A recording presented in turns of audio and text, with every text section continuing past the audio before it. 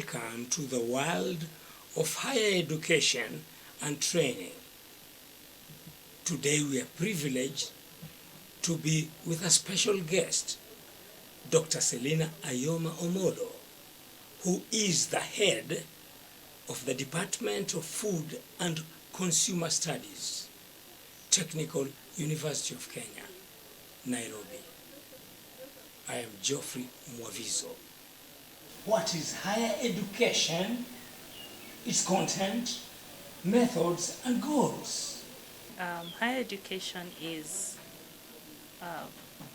studying at higher levels. That means looking at policies, strategies, and even questioning the information or the knowledge that is already available. So at higher education, we are training thinkers to solve problems that have traditionally been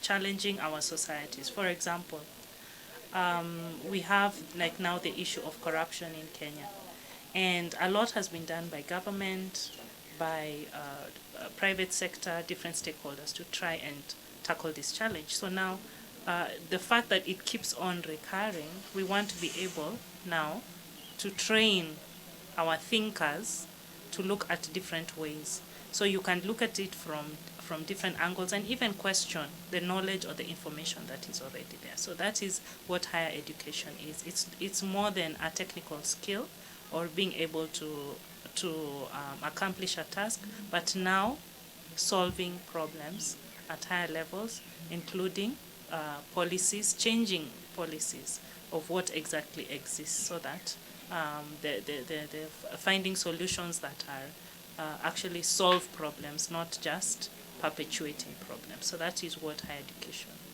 is all about. The media, especially in the developing world, always talks about an educated community, an educated nation is a wealthier nation. Can you comment on that? Yes, education is very, very important. However, it's good to understand the different types of education.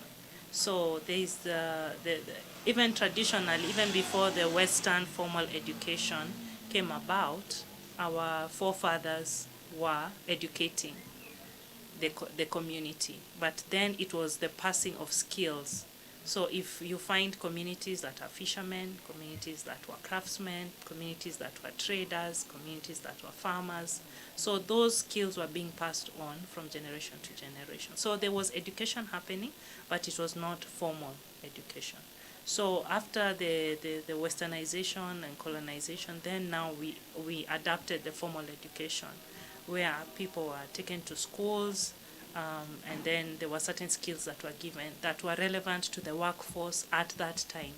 And so the world now has changed because different skills require different jobs require different skills. So the skill sets keep changing with the generation.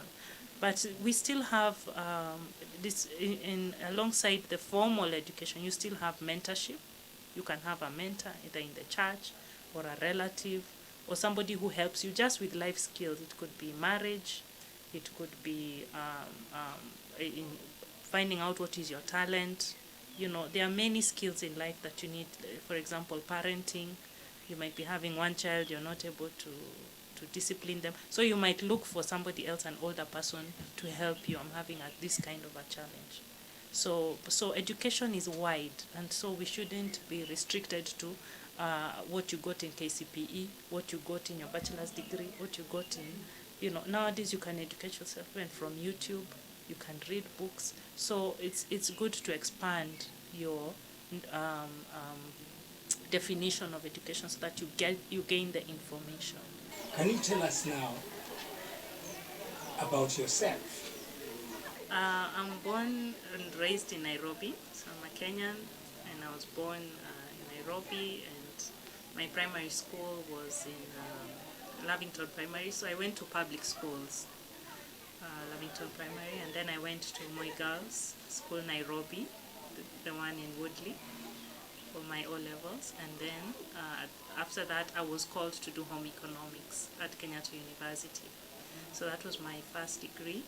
So after Kenyatta University, I graduated in 2003.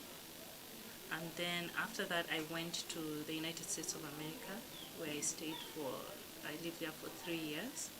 And when I was there, I studied special education, and I was also in Bible school. And then I decided to come back home in 2007. And the same 2007, I registered for my master's degree, master's program at the University of Nairobi, Upper Kabete campus. So that was in applied human nutrition. And so I did that program, and then I graduated with a master's in 2010. And so for me, I didn't think that I was going to proceed on with my higher education.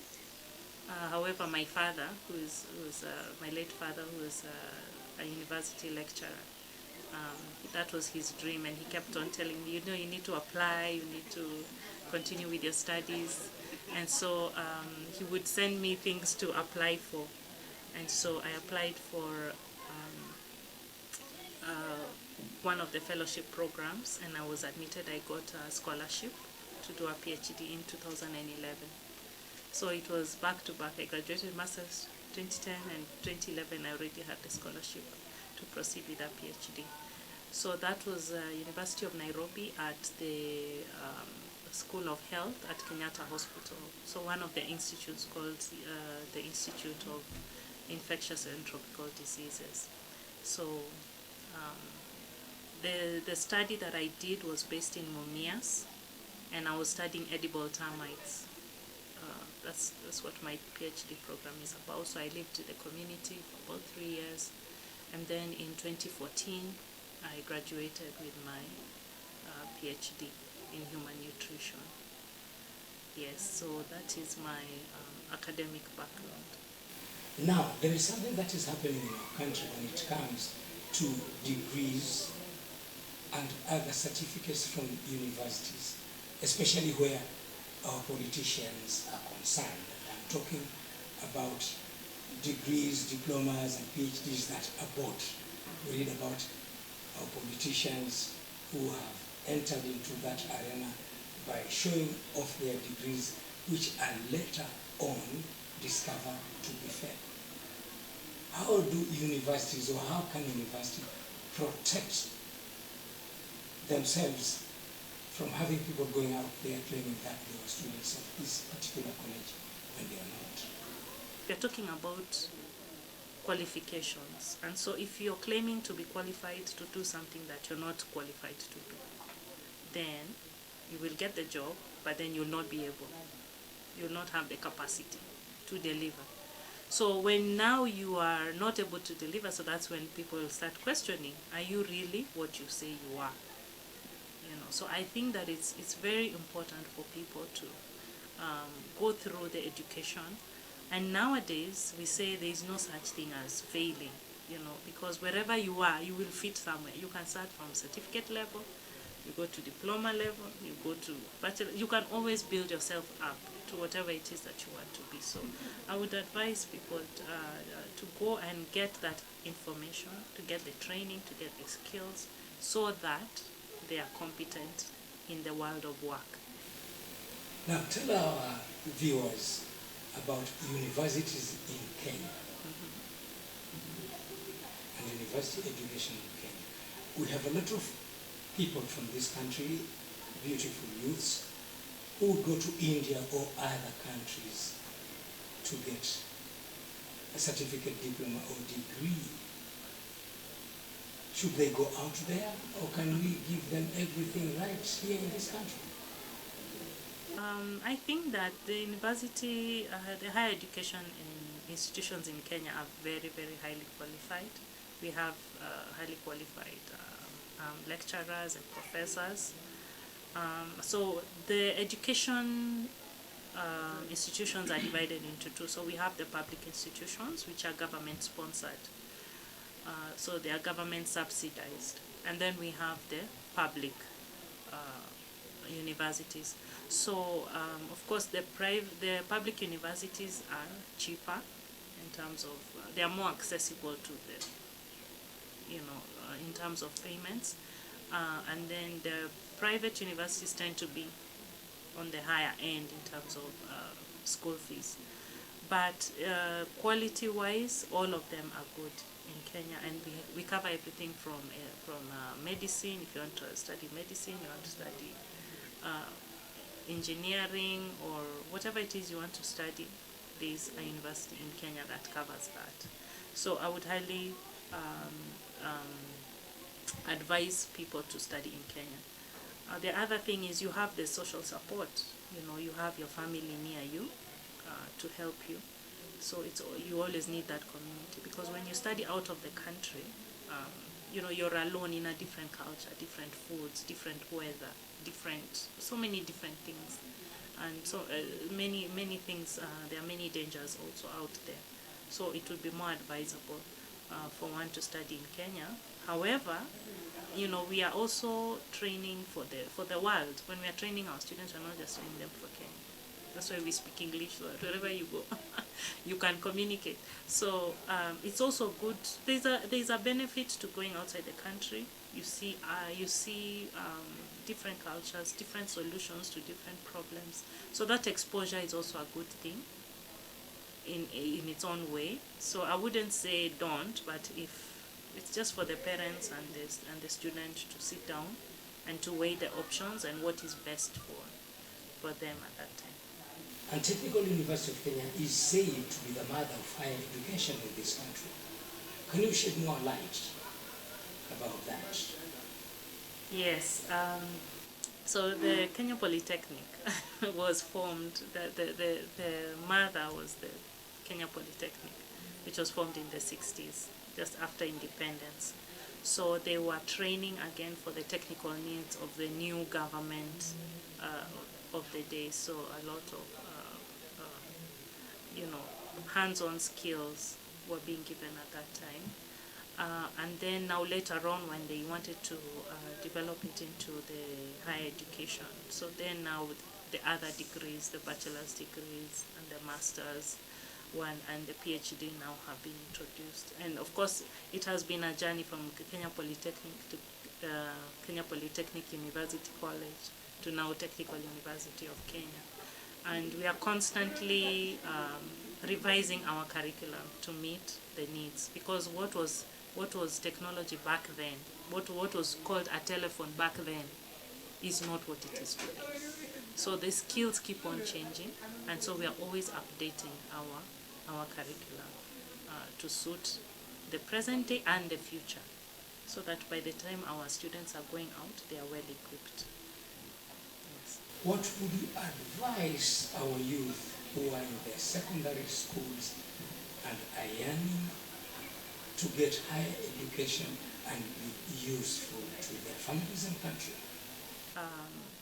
Education is very, very dynamic, and they should not limit themselves to the marks that you get in your KCPE.